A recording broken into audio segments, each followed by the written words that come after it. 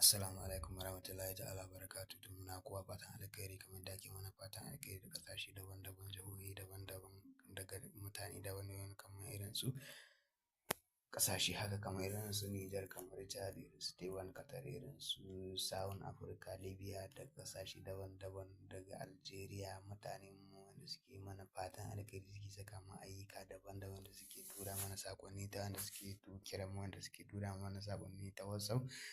To insha Allah rabi muna godiya sosai kuma kamar yadda muka saba kawo muku manya-manyan gingima-gingiman mashahuran asirai ɓangaren tasirifin kuɗi. Insha Allah rabi wannan tasirifi ne wanda yake mujarrabin ne ko yanzu nan ka gwada shi insha Allah rabbi magana ta ƙare kawai in Allah ya yarda. Wannan tasirifi ne wanda yake la shakka mujarrabin wallahi wannan asirin tasirifi kana yin shi magana ta ƙare insha Allah rabbi kuma kamar yadda muka